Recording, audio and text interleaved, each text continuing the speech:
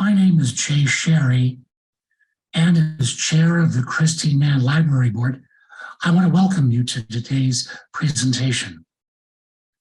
Before I introduce our speaker, I would like to tell you a little bit about the library and its award. They are named for Christine Mann, an English professor at Vassar College, who became one of America's first Jungian analysts. Her personal library was the nucleus for this now internationally known collection related to analytical psychology. Our mission is to disseminate this knowledge to a broad public constituency and to assist scholarship in our field. To that end, an annual award was instituted that has supported research into such topics as the Gnostic Sophia, the psychodynamics of America's polarized society, and the global migration phenomenon. Our speaker today is Sébastien Mantegari Bertorelli. He is a PhD candidate in art history at the Sorbonne, where his dissertation is being directed by Philippe de Jong and Christine Maillard. His research topic is the subject of today's presentation. In the years since the publication of the Red Book, there has been heightened interest in Jung's art collection and creative process. The Jung family generously made more of this material available in the book, The Art of C.G. Jung. It contains many previously unpublished pieces that include a Hopi Kachina doll and a statue that he carved after his trip to East Africa in 1925. These point to Jung's deep engagement with the primitivist mindset popular with the first generation of 20th century artists. I know that we will be seeing and hearing many new things in this regard today. Please join me in welcoming Sébastien Mantegari Bertorelli. So the floor is now yours, Sébastien. Thank you, Jay. Thank you to everyone. Hello to everyone. First of all, I would ask two things. If you don't hear me correctly, or if you don't see the image, please don't hesitate to write or to take it. And I would like in advance to apologize for my very French accent, who is a part of our cultural pride to have this so French accent. But well, I hope you will understand. So I would like, first of all, to thank Mr. Jay Sherry and VJ and the member of the Christine Mann Library for giving me this award in 2021, which has enabled me to undertake several research trips to Zurich, and which therefore allows me to stand before you today and present the result of this work. As some of you may already know, I'm a PhD candidate since November 2020 at the University of Paris and Panthéon-Sorbonne, under the supervision of Philippe de Jong and Christine Maillard at the University of Strasbourg. After having started a first research project on the Red Book and its iconography, my dissertation is devoted to the entire visual projection of C.G. Jung. In addition to the Red Book, which was only made public and published in 2009, this includes other paintings, drawings, sculptures, as well as his house in Küsnacht and the Tower of Bovingen. By analyzing this corpus as a whole and putting it in relation with Jung's archive, his correspondence, his personal and scientific writing, as well as the book that his library preserves, the aim is to reconstitute his artistic networks, his cultural sociabilities, his visual culture, in an attempt to place Jung and his artistic practice in the history of art of his time.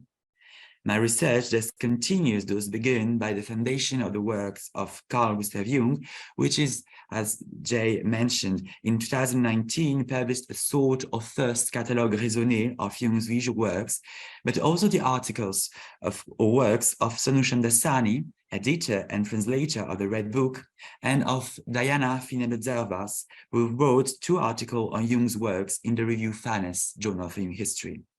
Apart from these few texts, the study of Jung's visual works remained to be done. And this is what I propose to do with my dissertation, which is more specifically interested in the place of Jung's and his works in the history of art of his time, which is therefore mainly the history of modern art. It is increasingly apparent that Jung's place in modern art is ambivalent in more than one respect. In some respect, it's fully part of it, in other, it's totally detached from it. My work on Jung's visual works, therefore, aims to complicate the notion of modern art and modernity in the 20th century. My research contributes to highlighting the diversity of modernity. It seems that there is no absolute modernity, but rather modern currents, sometimes close to each other, sometimes resistant to others, and sometimes resistant to themselves. And Jung seems to be the symptom of these plural modernities at the beginning of the 20th century, taking up the concept of the philosopher and art historian Georges de Duberman. In this context, my work and my methodology owe a great deal to Georges de Duberman, but also to Jean Clair in his various proposals to show how, in the 20th century, currents of resistance to the historical avant-garde emerged that are nonetheless linked to modernity. My work obviously owes a great deal to the work of Béatrice Joyeux-Prunel, who has developed in the field of art history the notion of cultural transfer, which, as we shall see, is so important for understanding the place of primitivisms in Jung's works. In terms of methodology, my research combines art history, the history of ideas, and anthropology. In this respect, I am attached to the anthropology of images as developed by Hans Belting, for whom an image is as much a physical reality as a mental object, endowed in all cases with close and subjective relationship with reality and the person who perceives it, which what could be called an effectiveness of images. Finally, I rely heavily, as you will see in the course of my talk, on Panofsky's methods of iconological investigation and on Carl Ginzburg and lexical paradigma, which allow me, through archives that sometimes have little to do with art history, to reconstitute a cultural universe and a visual culture, in this case, that of Jung. Finally, my research owes a lot to my director, Philippe Dagen, who has done a lot of work in the artists of the very end of the 19th century and the beginning of the 20th century on their relationship with the social, cultural, and historical events of their time, and especially on primitivisms. And it is precisely this concept of primitivism studied in Jung's visual works that my talk today will focus on. It is important to note, first of all, the concept of primitivisms doesn't reflect a value judgment or a judgment of taste. It is a concept that allows for a better analysis of the interest shown by Western intellectual and artists from the end of the 19th century to the middle of the 20th century in the culture and productions of non-Western populations, children, people considered mentally ill, prehistoric people, and rural inhabitants. In short, the term primitive covers any individual who, in the context of his or her plastic productions, is not endowed with the classical Western artistic and cultural education and baggage. This is why Philippe Dagen insists, and I join him, on recognizing primitivisms rather than a single type of primitivism. But it is, once again, quite clear that this production and their authors are only called primitive by the artists and critiques who consider them as such, and for whom admiration and condensation, curiosity and racism were sometimes even unconsciously mixed. Today, art history takes up the term for what it is, a historically situated fact that reflects neither reality nor any judgment on the part of art historians. This is why, in the course of my presentation, when I use the term primitivism or primitivisms, I will refer only to this specific category of analysis. And this category of analysis, the primitivism, seems particularly relevant to understanding a significant part of Carl Gustav Jung's visual production. Through his writings, his books, and his travels, Jung came into contact with what, at the beginning of the 20th century, we are considered to be primitives, non-Western population, peasants, and madmen.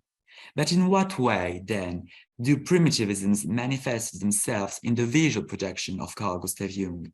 And how does Jung's primitivisms fit in with the concepts, questions, and practices of the artists of his time? These are the main questions that I've been able to start answering thanks to my research and the studies I've been able to make in Zurich with the precious help of the Christian Mind Library, and that I will present to you today. In the first part, I will review the historiography of the concept, the interest shown in primitivisms by artists of modernity and the Western avant-garde, and how this interest manifested itself among these artists. In the second major part of my talk, after a short break, I will specifically analyze Jung's works and production with regard to primitivisms. First of all, I will study the non-Western component of Jung's primitivism, based in particular in the cases of the production of New Mexico and the production of African population.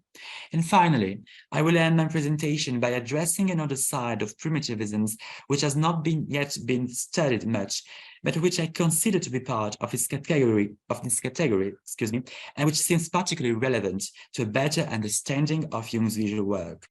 That of a certain form of spirituality, of a return to a form of origin of the sacred, which I call a spiritual primitivism. Let's begin. In art history, when we think of primitivism and so-called primitive work, we will quickly have in mind the official discourse that began to develop in the very beginning of the 20th century. This discourse is that of the history of the avant-garde, sometimes written by the very people who took part in it, artists, critics, dealers, and museums curators. This narrative is that of the discovery by artists such as Pablo Picasso, Vasily Kandinsky, Paul Klee, Henri Matisse, or Émile Nolde, following Paul Gauguin, of objects important at the time mainly from Africa and Oceania. These objects, which had previously been on the shelves of European ethnographic museums, were to acquire a new status, that of work of art. This had several consequences. First of all, artists claimed them and established relationships between their production and this object. The latter were then important in greater numbers, and a maker specifically dedicated to them developed with artifacts that sometimes acquired great value. Public and private collections were built up, notably by artists themselves. I will come back later, of course, to the artist's personal collection, but I would like to dwell for a moment on two examples that I find quite representative. I hope you will see well. Here we can see a photo taken in 1942 on the terrace of the New York flat of gallery owner and collector Per Guggenheim. At the time, Per Guggenheim was in a relationship with German-born surrealist artist Max Ernst, who is shown in the photograph. Here, the painter is surrounded by his very important collection of Kachina dolls, the dolls made by the Pueblo Indians of New Mexico, which began to fascinate artists at the end of the 19th century. Among the collector of Kachina dolls, in addition to Max Ernst, were the great art historian Aby Warburg, who traveled to Pueblo country on two occasions in 1895 and 1896, and later of interest, Carl Gustav Jung, who also visited the region in 1925. This image and the collection of Max Ernst, although somewhat caricatural in its scope, is nevertheless symptomatic not only of the interest shown during this period in non-Western, here Pueblo production, but also of the consequence of this interest, the birth of large collections, development of an art market specializing in this object, and in response, the creation of a production system to cater of it. In the case of Kachina dolls, and it's also true for African sculpture, the first pieces to appear in ethnographic museum collection and in private collection are objects that can be considered authentic. So they were used for a particular purpose, such as ritual, and were taken from them to be sold in Western markets and galleries. However, the market's demand was soon to be very strong and far exceeded the possibility of supply. In an attempt to preserve their heritage, but also to take advantage of new financial opportunities, the native population concerned began to make artifacts that looked like the real objects that Western collectors were interested in, but that were made specifically to be sold. These are not fakes or copies, but objects that have little or no symbolic importance for the community, but which collectors, when they know it, consider less authentic. This is why, on Western markets, they go looking for old pieces, which they are sure were really used. I would also like to point out that it's still possible to buy Kachina dolls today from private collection, such as those of Max Ernst, but it's very difficult to buy dolls that have recently appeared on the market, as their sale is now very strictly regulated in order to protect the heritage and culture of the Pueblo. So next slide, you see it, right? Okay. This other image shows the reconstruction at the Centre Pompidou, the National Museum of Modern Art, of a wall of the office of André Breton, one of the major writers, critics, and theoreticians of surrealism in France, in his Paris flat, in an organization that can be dated from the mid-1950s onwards. What can be seen in this space, which is completely occupied by objects, amidst painting by Francis Picabia and sculptures by Juan Miró, is a very important collection of non-Western objects, such as a Mayan doll, mask from New Guinea, and Mexican pottery. All these objects were acquired by Breton in Parisian galleries and auction rooms, but also during his own travels. Without any hierarchy, these objects are placed next to each other, Western works of art alongside those considered primitive and which inspired them.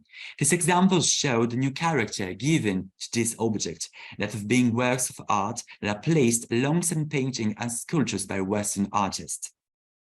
But through all this we already perceive something, the weight, the power of the Western gaze. For it is the West, and is the case Europe in particular, which from the end of the 19th and beginning of the 20th centuries designate non-Western production as art, and art as is defined above all by criteria derived from European culture and art history.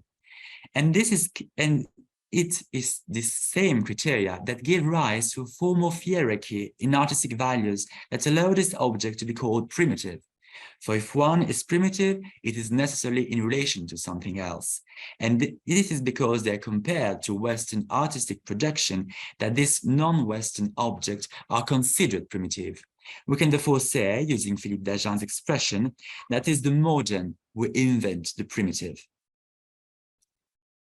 Okay, yes. This was the criticism leveled at the first major exhibition that thought to bring together modern artists and non-Western productions. Between September 1984 and January 1985, the exhibition Primitivism in the 20th Century Art, Affinity of the Tribal and the Modern was held at MoMA in New York. The aim of the exhibition was to show the bridges that Western artists had made between their art and non-Western productions. However, the exhibition, organized by William Robin, was strongly criticized for detaching the non-Western object presented from the original context. Information about this object was missing, such as their date of production, their author, and of course, their original function, often ritual. The non-Western objects were presented to highlight and better explain the Western creation of modernity. They were submitted to them and were not presented for themselves, except for their formal qualities, such source of inspiration for the artists of the avant-garde.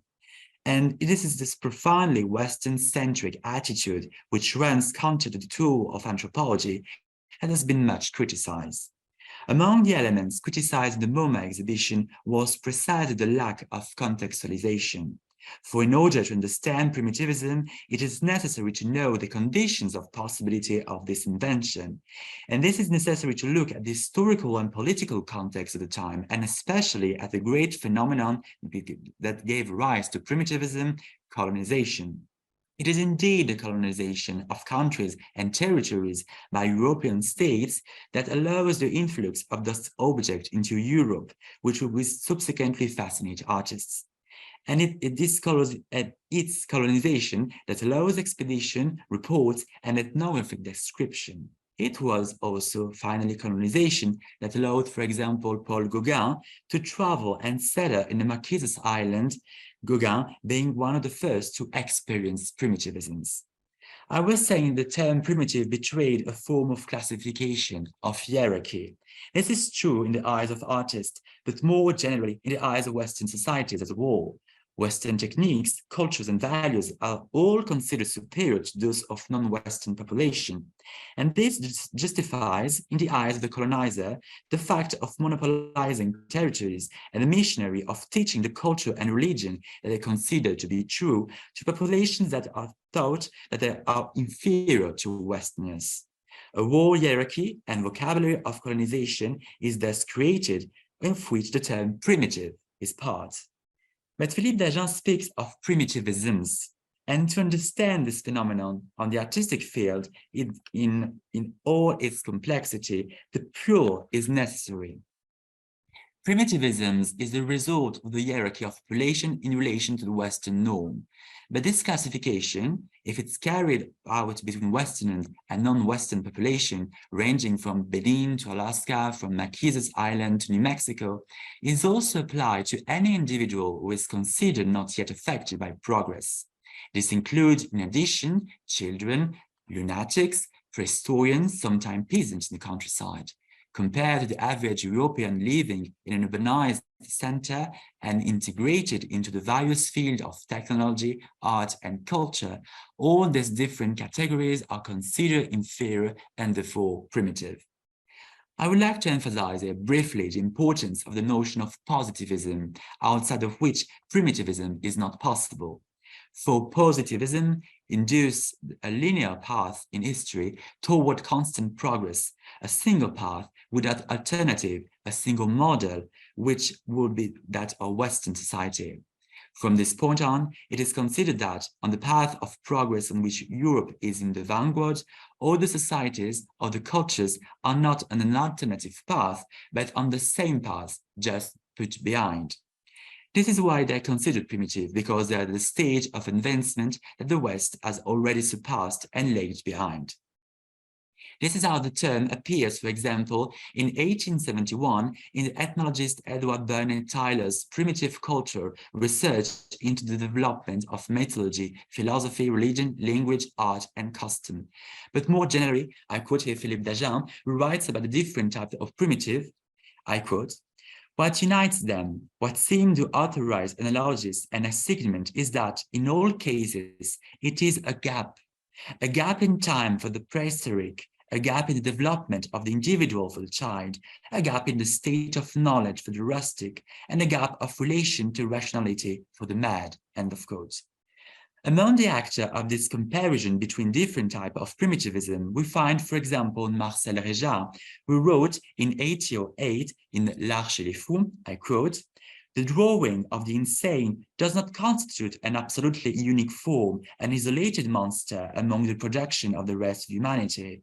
Among the various aspects it presents, some appear to be pastiches, copies, of archaic forms of art. Other evokes the resemblance of drawing to the very special category of the individual, prisoners, medium, children, and savages." End of quote. However, it must be stressed that the system of primitivism does not include all non-Western production. Indeed, neither the art of China or Japan, nor the art of India or Iran, for example, are considered primitive. The West will never consider production of these countries or regions as inferior, but rather different. And on this nuance depends the primitive nature of the artifact of this or that other regions. Thus, the interest in, for example, the production of Japan originates long before the period we are interested in, and is part of another cultural trend, Orientalism, and their interest in the exotic. But not everything that is exotic is primitive, and vice versa. But what form did primitivism take in Western artistic creation between the end of the 19th century and the beginning of the 20th century? How did the reception of so-called primitive production change the way modern artists view their own practices? To answer the question, I will use two works that illustrate the mode of primitivisms. Here we have a painting by the German painter Emil Nolde, a member of the Die Brücke group and the German expressionist movement. We can see, probably on a table placed against the wall, two black creatures, perhaps cats, cautiously approaching of a cylindrical object with a painted face like a cup or large ears. If you pay attention to Max Ernst's picture earlier, you probably already recognize a Caccina doll. Its colors are exaggerated here, and they do not correspond to reality, nor to paint with inner colors, if you like, those that best convey his emotions. Nevertheless, in its form at least, it is undoubtedly a Caccina doll. Nolde saw many of them, in the collection of the Museum für Volkskunde in Berlin, at that time one of the most important anthropological museums in Europe, which kept a very important collection of objects and artifacts from New Mexico. The Caccina dolls clearly fascinated Nolde, who depicted them repeatedly in his painting between 1911 and 1912. The representation and the title that accompanies it illustrate this phenomenon of fascination. The doll is referred to an exotische Figuren, an exotic, strange and foreign figure which seems to frighten the cat at the center of the composition, but which nevertheless cannot help but approach it, most likely reflecting Nolde himself, who, perhaps not understanding the full significance of the doll, nevertheless decided to make it the central subject of his painting of the time. If this work illustrates one fact, the interest of avant-garde artists on this new object visible in museums and the institution of art and culture, primitivism also acts in another way. And to show this, I will just take one example. Well, this example is a sculpture by Pablo Picasso made in 1914. According to the title, it is a three-dimensional representation of a glass of absinthe, an alcoholic drink made from aniseed. And indeed, if one looks closely, one can recognize in the elongated shape a glass with the absinthe spoon on top of it, on the rim of the glass, on which a lump of sugar was placed to pour the absinthe into the glass. What may surprise me at least, apart from the nature of the very prosaic subject represented by the sculpture, it's also its form. For if it's indeed an absinthe glass, then it is hollow, with a flattened bronze disc inside to indicate the level at which the glass is filled. But what does this have to do with primitivism? What is the connection between the sculpture of an absinthe glass and Western artifacts? Rather than focusing on Picasso's painting, which are sometimes wrongly compared with the African mask, I think it's more interesting to discuss not only a proven relationship, but also a less perceived and analyzed aspect of primitivism. In order to see more clearly, one must look at the writing and statement of Henri Kahnweiler, the main gallery's owner of the first two cubists, Pablo Picasso and Georges Braque. In his aesthetic confession, writing in 1947, Kahnweiler returns to supposed links between Cubism and African art. He too notes that, as early as 1907, artists began to collect objects from Africa and Oceania, and that this object were then perceived as work of art. With regard to the relationship between Picasso's painting and African art, critique have indeed noticed a formal similarity, particularly in the geometrization of the form of the face. However, Kahnweiler insists that it is not a question of influence, but rather of convergence. According to him, it was not the discovery of African masks and their geometric and schematic way of representing figures that led the Cubists, including Picasso, to geometrize their own figures. The model is to be found in modern Western painting, and in particular in the manner of Cézanne. It was Cézanne who, it seems, was the first to represent his figure, landscapes, and still life solely by means of the cube, cylinder, a cone. Thus, in African mask, the Cubists would have discovered a possibility of geometrization while they themselves were trying to geometrize the figure. Rather than the geometrization of form, Canvilla sees another element that may have influenced the work of the Cubists and Picasso in particular. This element can be seen in the sculptures, but not necessarily when one expects it. In his text, the critic and gallery owner defines African art not as the representation of what we see, but rather of what we know. It is an art of the sign, of the emblem, which completely sets aside the mimesis, the faithfulness to nature, which has been the paradigm of Western art since the Renaissance. Well, for example, on this Grebo mask, a population of the Ivory Coast, a territory colonized by France, which explains its presence on the art market where it was acquired by Picasso. In this mask, therefore, nothing is realistic. The author of this mask, in order to represent the eyes, for example, and knowing that the eyes are in the ocular cavities, therefore in depth in relation to the face, has represented this depth in the eyes by cylinders that project forward. The same applies to the lips. To signify rather than to represent the volume of the lips, he has chosen two rectangles projecting from the rest of the face. As for the hair, the author did not carve it out of wood because wood cannot faithfully render the texture of hair. He therefore chose to symbolize it with hair so that to the touch, the texture would be as close as possible. And this, according to Henri Canvilla, is what interested the Cubists. This other way of representing, the end of representation in the traditional sense of the term, for an almost conceptual art signifying and meaningful forms. Now, if we return to Picasso's absent glass, we can better understand how the reception of African art has affected Picasso's practice. Here, Picasso has not represented the absent glass as he sees, but as he knows it. The shape, of course, is rightly that of a glass. Since absinthe is drunk with sugar on a spoon, then the sugar and the spoon, a real absinthe spoon, are added. But what you don't see and what you do know is that the glass is full.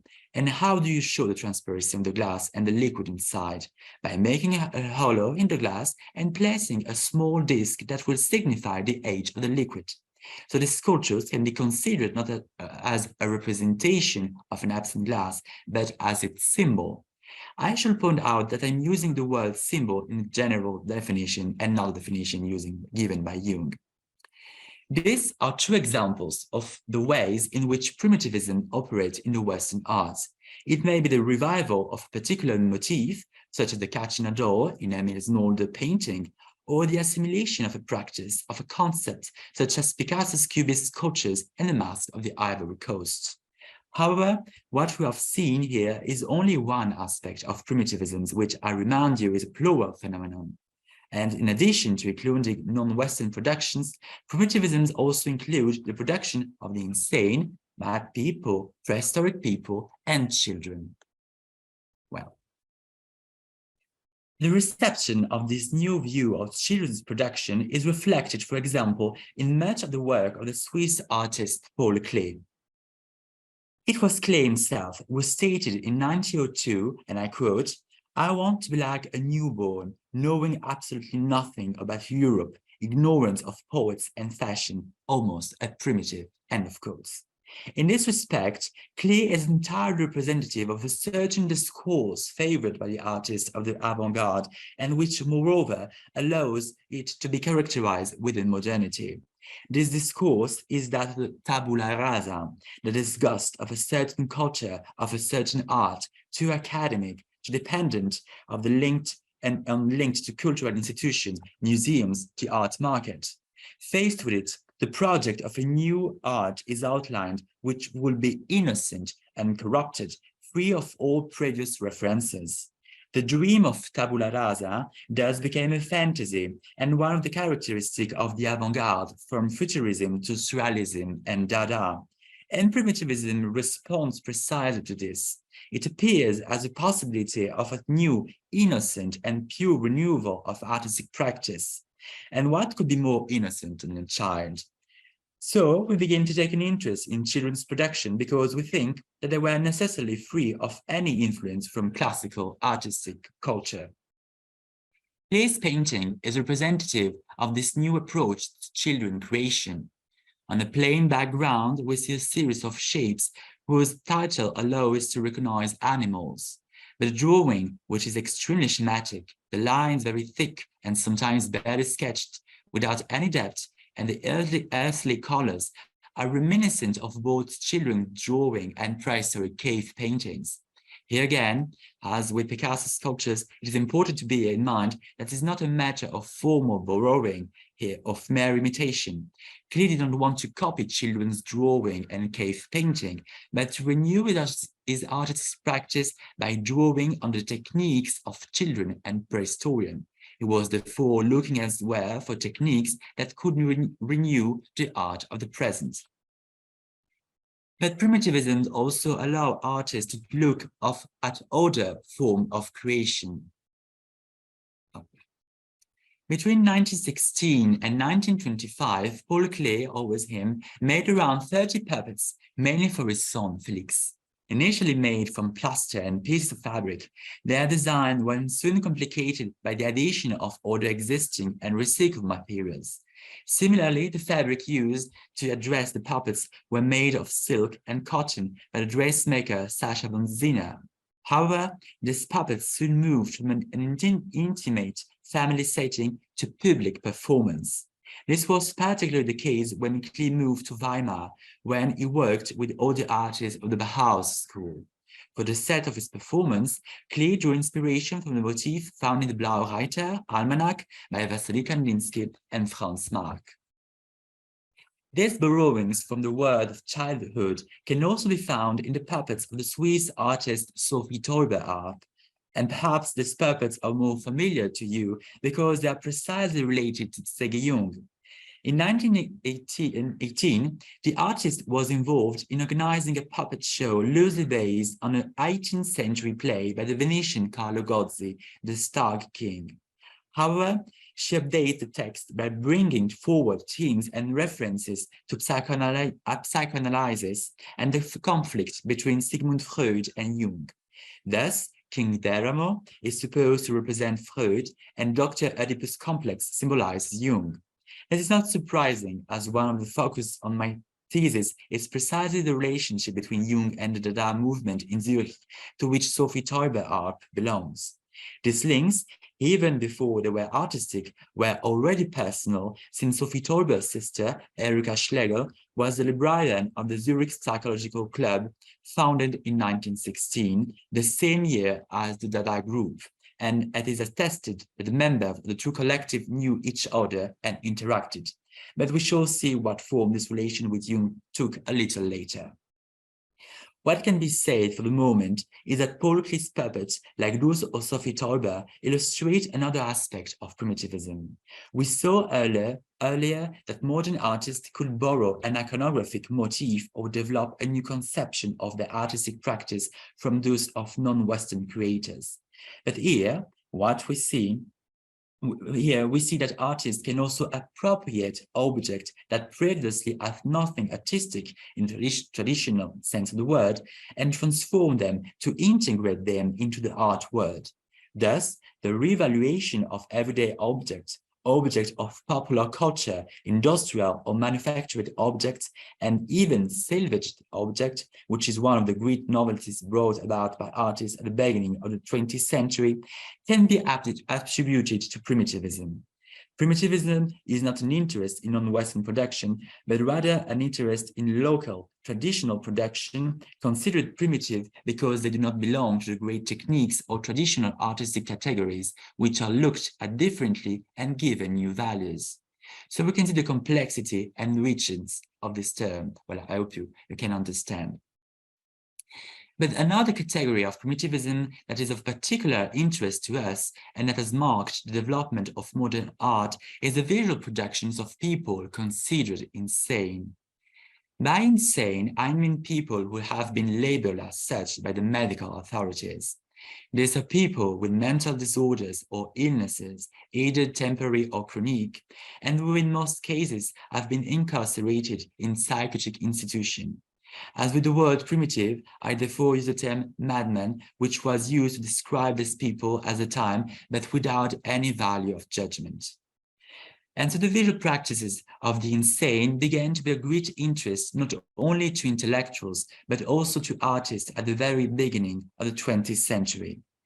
As early in the 1907 in France, in L'Arche les Fous, Le Dessin, la Prose, la Poésie, Marcel Rejac compared these works to those of non-Western, without, however, considering either of them to be art in the strict sense of the term. But it was Hans Prinzer, Bildnerei der Geistkranken, published in 1922, that encouraged artists to take a new look at these works. Hans Prinzer was a German psychiatrist based in Heidelberg, who studied art history. By studying the works, the drawing and paintings of the hospital patients, he decided to expand the hospital collection and in 2 years gathered more than 5,000 works by 550 people. In his book, based on the analysis of these works, Prinzhorn brings them closer to the established works of art and contributes to reducing the limits between artistic expression and the expression of madness. The book was a great success in avant-garde circles, particularly among the surrealists. André Breton, the writer and intellectual of the origin of the movement, discovered the book thanks to Max Ernst, who brought it back to him from Germany. Breton has already been interested in the production of madmen for several years. In 1916, he had asked to work in the neuropsychiatric center of the hospital in Saint-Dizier, and in 1921, he had met Sigmund Freud in Vienna. His interest in the production of the insane went hand in hand with a strong desire to denounce the condition of confinement in psychiatric asylums. Thus, he wrote in 1925, I quote, "We do not admit that the free development of a delirium, as legitimate as logical as any other succession of ideas or human acts, should be impeded. The insane are the individual victims par excellence of social dictatorship. In the name of that individuality, which is the hallmarks of man, we demand that this convict of sensibility be freed, since it is not within the power of the laws to lock up all men who think and act." End of quote.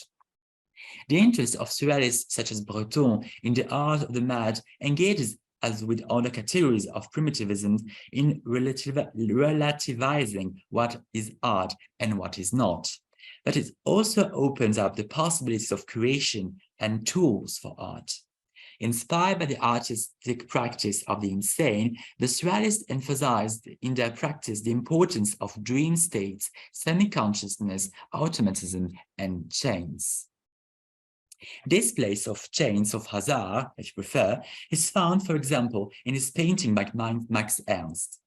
Against the background of a blue sky, we see a kind of landscape made of mineral and vegetable forms, which figures towards the center of the composition that seem to merge with the organic character of the place. The particularity of this painting and of part of Max Ernst's production from this period lies in the technique used. Ernst arranged his layers of color randomly, letting them live in the canvas, and is where and daubed the color with various objects that give them vague shapes. Only then does he take up the brush again to refine these forms to give them a more realistic character, a reality. In this way, he adapts to the randomness of the initial forms in which he tries to recognize, to interpret a motif by his consciousness. With the production of the mad, beyond inspiring the artists of the avant-garde with their techniques and processes, will undergo total change of perception and begin to form part of great art collections in the original sense of the word. This is the case, for example, of Augustin Le Sage. A minor and without any artistic education or culture, Le Sage began to paint in 1911, according to him, under the dictation of spirits. All his drawings and later his painting have the same characteristic. They are generally large in size, strongly geometrical, and characterized by great care, great meticulousness in the details. His late paintings are in fact made up of a series of small repetitive motifs, which together form a large symbolic, sometimes semi-abstract composition. There is often no desire for figuration, but only the expression of what Le Sage called the work of spirits. Discovered in some way by André Breton, his paintings were acquired from 1948 onward by Jean Dubuffet, who was then in the process of setting up the future collection de l'Art Brut. Dubuffet was not convinced that Le Sage was a spiritualist or medium artist, but rather thought that this discourse was a form of protection, almost unconscious, against the fear of considering himself an artist. He therefore joined the Collection de l'Art Brut, which is now on display in Lausanne, in Switzerland, where Dubuffet assembled a very large collection of plastic production by people who were considered to be mostly insane, but all devoid of artistic culture. A kind of collection of primitive Western works, if you will. But this experience of the primitive takes place not only through the object and through a new look at them, a new consideration and possible new definitions of what art and artists are or are. I repeat, but the experience of the primitive takes place not only through the object and through a new look at them, a new consideration and possible new definition of what art and artists are or are not, but also much more directly through the experience of the artists themselves. And this experience of the primitive can be, in a way, very local. This is the case with the mountains. In Europe, from the Industrial Revolution onwards, the mountains acquired the character of a sanctuary not affected by modernity and the degradation of the urban world.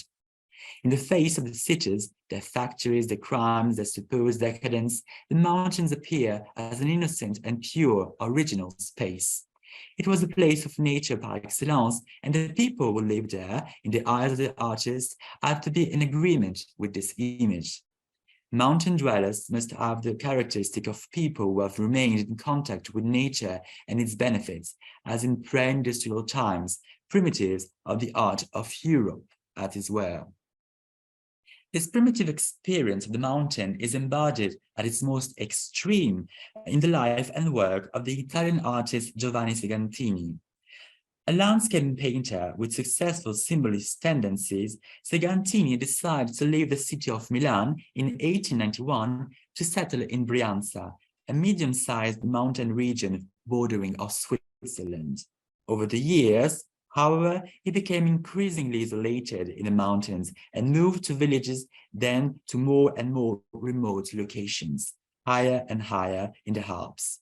His last residence was near Maloja in the Grisons, the Swiss Alps. It was because he had lived in this industrial city of Milan that Segantini decided to get closer to nature. His painting, with symbolist overtones, depicted the daily life of mountain farmers, works in the fields, pastoralism, and the passing of the seasons. But sometimes there are also scenes of an enigmatic, disturbing nature that which nevertheless always take place in the pure atmospheres of the mountains, from which Segantini took great care to eliminate any trace of modernity. His mountains thus embody a kind of the original myth of the mountains. But beyond the themes favored by Segantini, his particularity lies in his style. Segantini used the post-impressionist or divisionist touch. That is to say, the paint is not applied in a flat surface, but a small colored touch one next to the other. And these different touches are not arranged randomly.